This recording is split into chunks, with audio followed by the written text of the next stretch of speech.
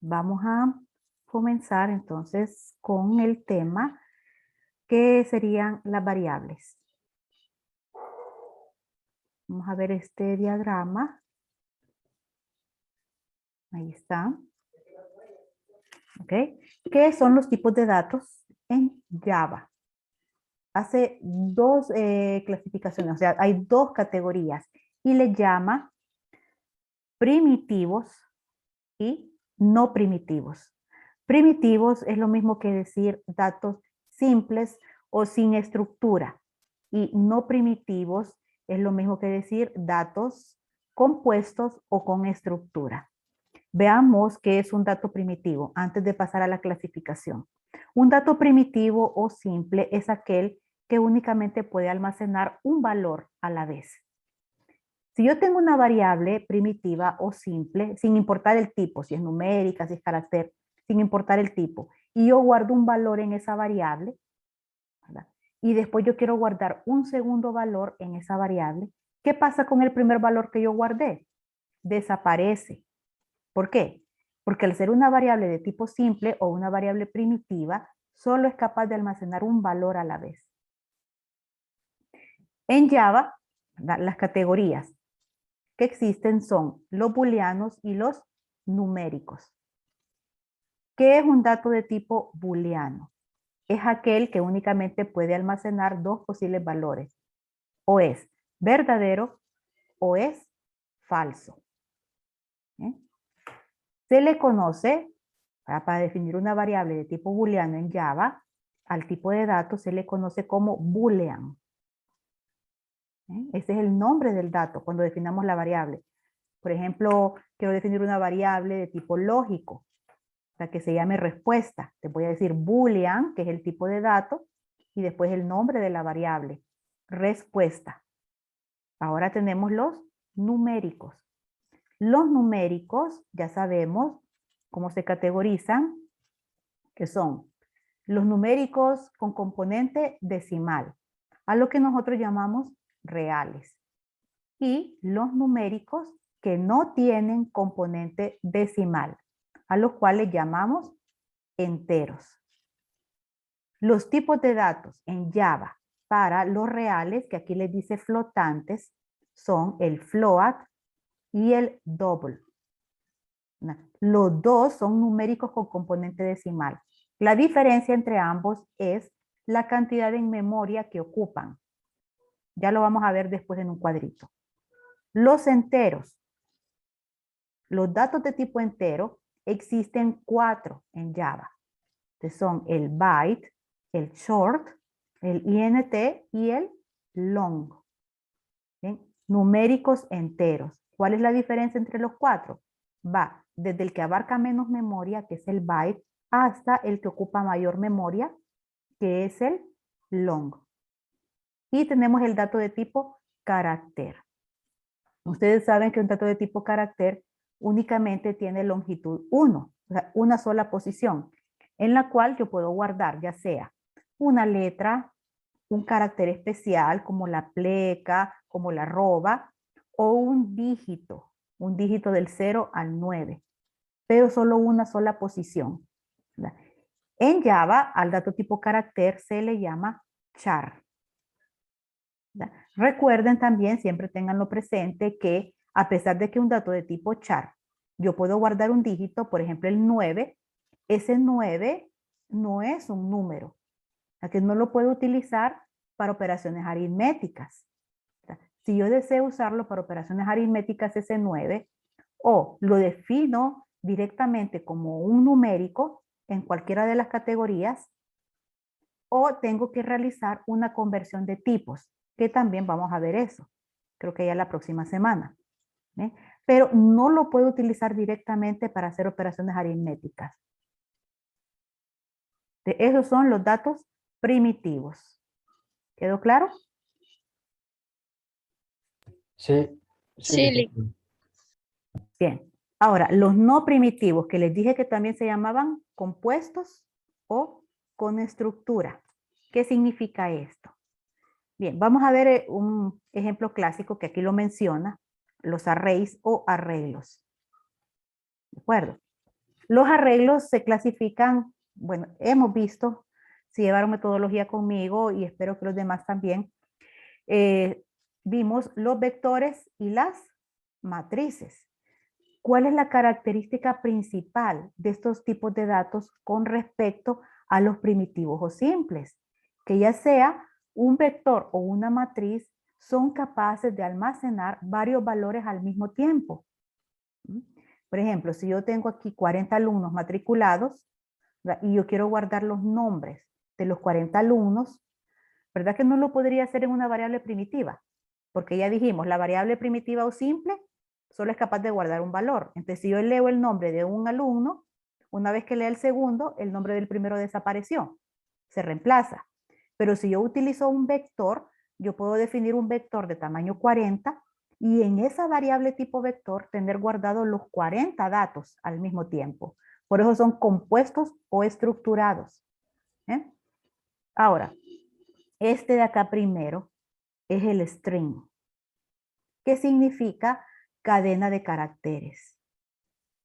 Una cadena de caracteres, ¿verdad? Es un conjunto, como su nombre lo dice, de caracteres. Por ejemplo, yo quiero guardar un nombre, quiero guardar una dirección, entonces utilizo una cadena de caracteres, ¿ok? Todo lo que están en azul, muchachos, todo esto que está en azul son los nombres de los tipos de datos para definir variables. ¿Qué pasa? Si yo quiero definir, por ejemplo, la variable nombre alumno, voy a decir string, el nombre de la variable, ¿verdad? Perdón, no es el nombre de la variable, el tipo de dato, string, y después el nombre de la variable, nombre alumno. ¿Okay? Vamos a irnos a a un cuadrito. Y aquí están los mismos datos que estábamos viendo en la gráfica, solo que ahora nos está indicando cuánto tamaño ocupan en memoria. Aquí los primeros 4 son los datos de tipo entero. Byte, short, int y long. Fíjense que el byte, que es el dato más pequeñito, o sea, el que menos memoria ocupa de los enteros, ocupa 8 bits. Aquí les está diciendo qué valores mínimo y máximo puede almacenar. Fíjense que puede almacenar hasta 127, o sea, el número 127. Le sigue el short. El short es capaz de ocupar, se ocupa en memoria 16 bits. Y este es el rango de valores. Miren, desde 32.768 negativo hasta 32.767 positivo. Le sigue el INT, que ocupa 32 bits. Y este es el rango de valores que puede almacenar. Que va, creo que estos son 2.000 millones. Negativo hasta 2.000 millones positivo. El siguiente, que es el último de tipo entero, es el long. El long ocupa 64 bits. Vean que aquí ya ni siquiera podemos leer el número. Aquí les está diciendo, donde dice más 0,18 significa elevado, o sea, esto elevado a la potencia 18. Y el float es más pequeño, o sea, ocupa menos memoria que el siguiente que le sigue, que es el double. El float y el double son los numéricos reales, recuérdenlo. Entonces el float es este valor elevado a la potencia 38. Y el double, la que es el más grande de los reales, ocupa 64 bits y es el número este que tienen acá elevado a la potencia 308. Entonces son cantidades muy grandes las que son capaces de almacenar. Tenemos el char, que ocupa 16 bits, y tenemos el booleano, el lógico, que únicamente ocupa 1 bit. Revisen, por favor. Cualquier duda, la pueden consultar ahorita.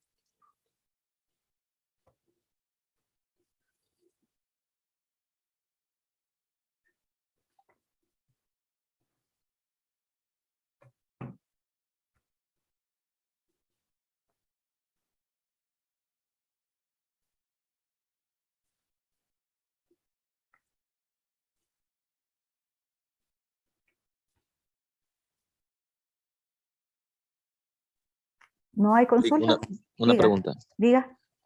¿Veremos algún otro tipo de lenguaje No, solo vamos a ver Java. ¿Por qué? No, solo la curiosidad. Sí, Java. Solo Java. Lick, Ajá.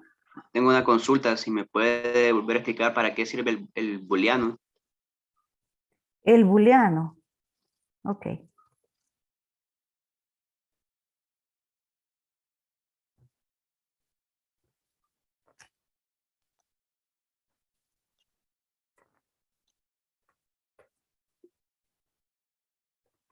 El booleano es aquel el que almacena dos posibles valores, ¿verdad, licenciada? Sí, solo dos posibles valores. O sea, o es true, que es verdadero,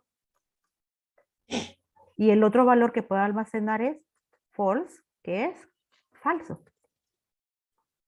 ¿Mm? Si yo defino un dato de tipo booleano, digamos boolean, le voy a llamar, dijimos, respuesta. Entonces, ¿para qué definiría esto? Digamos que aquí yo quiero guardar, obviamente, la respuesta, ¿verdad? Pero ¿qué tipo de pregunta es la que hay que responder? Una pregunta que solo puede ser respondida con verdadero o falso, o con sí o con no. Por ejemplo, yo podría preguntar,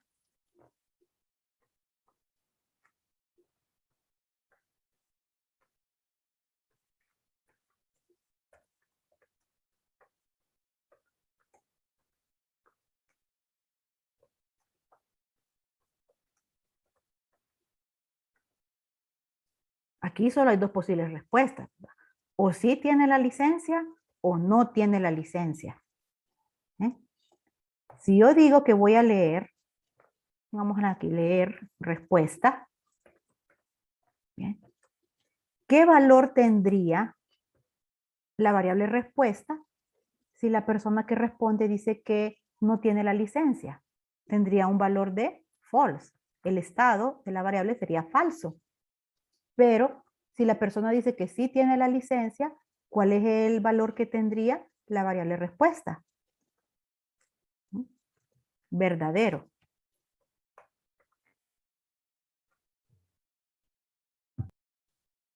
Y estas las puedo utilizar fácilmente en una expresión lógica. Yo puedo preguntar, vamos a hacerlo con pseudocódigo, si respuesta, entonces, y puedo poner, escribir, tiene licencia. Miren. Entonces, acá no es necesario que yo diga si respuesta igual a verdadero, porque en el mismo momento en que yo defino la variable como booleana, se asume que si está en la parte condicional verdadera de la instrucción sí, es obviamente porque es verdadera. ¿Mm? Entonces, ojo, no es lo mismo, porque hay veces que nos confundimos, tener una variable, porque yo podría decir esto.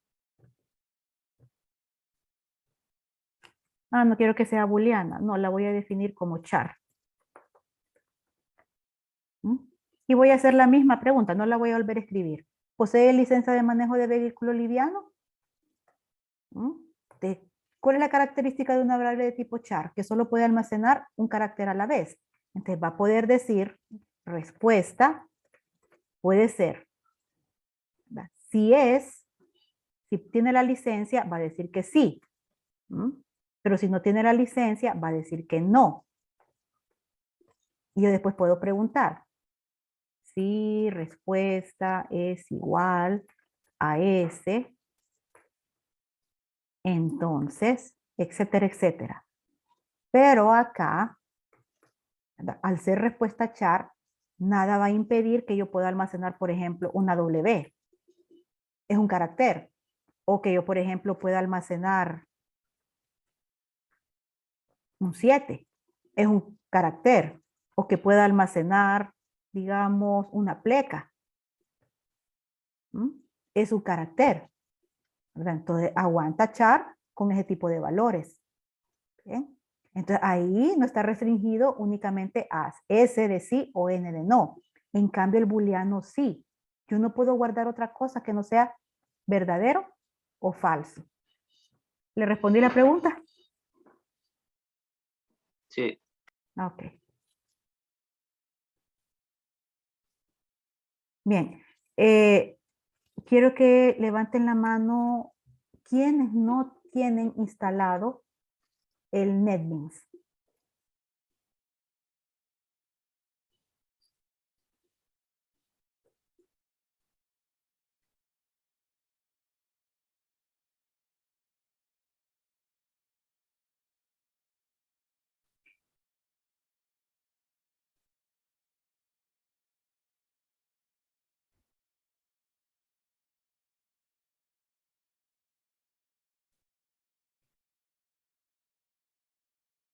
Ok.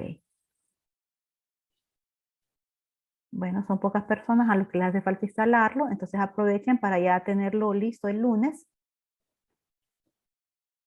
y poderlo instalar. Ahorita les voy a enseñar cómo empezar a programar en NetBeans. Las grabaciones de las clases generalmente las subo en la noche. Significa que la clase de hoy la voy a subir en la noche. Bueno, este es NetBeans. ¿Ok? Vamos a ver cómo iniciar un proyecto. O sea, cómo empezar a codificar. En primer lugar, el primer paso es crear el proyecto. Vamos a ir acá a File. Y aquí tienen New Project, que significa nuevo proyecto.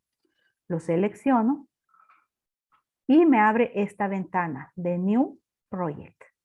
Entonces tengo categorías y tengo tipos de proyecto. Fíjense que en las categorías hay varios tipos de Java e incluso hay otros lenguajes, HTML, JavaScript, C++, PHP. ¿Qué vamos a seleccionar? El primero, Java with Maven. Una vez que está seleccionado, nos vamos al tipo de proyecto que vamos a crear. Vamos a crear una aplicación en Java. Seleccionando estos dos, le vamos a dar Next. Repito, en la categoría vamos a seleccionar Java with Maven. Y en los proyectos, el primero, Java Application. Le damos Next. Y nos lleva a otra ventanita. Aquí vamos a ver dos cosas. En primer lugar, el nombre del proyecto. ¿Okay? ¿Cómo quiero colocarle a mi proyecto? No vayan a dejarlo por el nombre por omisión. Miren, Maven Project y le pone un número. Cambien el nombre del proyecto. Voy a ponerle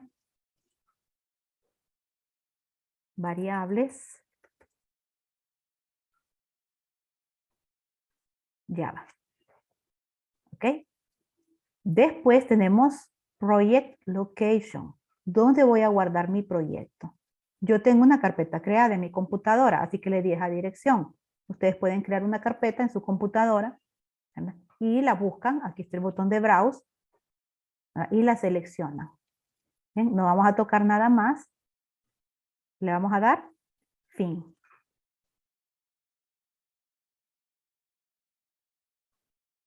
Ya lo creo. Ya lo creo porque fíjense que acá, en esta ventanita donde dice Project, ya tengo el nombre de mi proyecto, variable de Java. ¿Bien? ¿Qué voy a hacer? Bueno, todavía no estoy lista para programar. Así que voy a expandir aquí. Son los elementos de mi proyecto. Y me voy a ir al primer elemento, Source Package. Prácticamente esto significa código de origen, código fuente. Expando. Y tengo mi primer repositorio, variable Java. Aquí es donde va a ir guardando el código. Obviamente ahorita no existe nada. Así que tengo que crear algo en ese repositorio. Voy a dar botón derecho. ¿Okay? Y entro a donde dice New, nuevo. ¿Qué voy a crear en ese repositorio? La primera opción, Java Main Class.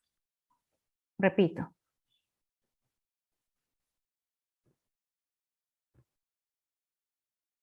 Una vez que creé el proyecto, ya sale aquí en esta ventana en la carpeta de proyectos, pero todavía necesito crear los repositorios, así que voy a expandir, voy a utilizar el Source Package expando.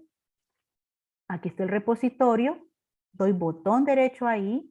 Entro a New y selecciono Java Main Class.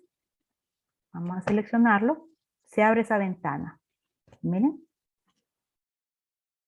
Entonces ahí está el nombre de la clase. No se preocupen por esto. Ahorita, primer y segundo parcial, vamos a estar trabajando con programación estructurada. Ya el tercero trata sobre lo que son clases. Entonces esto ahorita lo vamos a dejar un poquito de lado hasta el tercer parcial. Aquí no tenemos que modificar nada. Entonces le damos fin. Y ahí lo está creando. Ahí lo tenemos. Miren qué fue que lo creó. El primer elemento de mi proyecto. Aquí ustedes ven que ya hay líneas de código. Aquí está el paquete, que es el repositorio. Aquí está la clase bajo la cual yo voy a empezar a programar. Pero donde yo coloco mi código va a ser acá, donde dice public static void. Incluso aquí me está diciendo que es ahí donde yo tengo que poner el código. Miren, code application logic here. O sea, el código va aquí. Bueno, en este bloque es donde yo programo. Las llaves, ¿qué significan? Las llaves significan abrir llaves, inicio de mi código. Y cerrar llaves, fin de mi código. ¿Y cómo vamos a empezar a trabajar con variables? Pues vamos a empezar a definirlas. ¿Bien? La primera que habíamos visto, vamos a empezar con las enteras, es la de tipo byte. Ahí tiene. ¿Cómo define una variable? Primero el tipo de dato y de ahí el nombre de la variable. Llamémosle a esta un pequeñito. Ahí está, tipo de dato y nombre de la variable. Miren, tengo que cerrar cada línea con punto y coma. Ahí está, sin problema. Ahora voy a asignarle un valor. Recuerden, crear una variable significa darle un nombre y reservar un espacio en la memoria. Más no significa que dentro de la variable exista algo, a menos que nosotros se lo asignemos. Hagamos eso. Un pequeñito es igual, digamos, a 78. Punto y coma para finalizar la línea. No hay ningún problema ahí. Pasó bien. Ahora, vean algo. Le cambié el valor. Le puse 678. Y me lo subraya en rojo. ¿Por qué? Voy a poner el puntero. ¿Qué me está diciendo? Incompatible, type. Bueno, tipos incompatibles. Posible pérdida en la conversión de, y me menciona dos tipos de datos. INT a byte. Ok. Estamos bajo el supuesto que la variable está correctamente definida. O sea, con esta línea no hay ningún problema. Mi variable yo quiero que sea byte. Así tiene que ser. El problema no viene porque yo la definí mal. ¿Cuál será el problema? El valor es muy grande. El valor es muy grande. Ya vimos que el máximo valor que acepta una variable de tipo byte es 127 positivo. Y yo me pasé. Vamos a quitarle eso, miren. Y ahí ya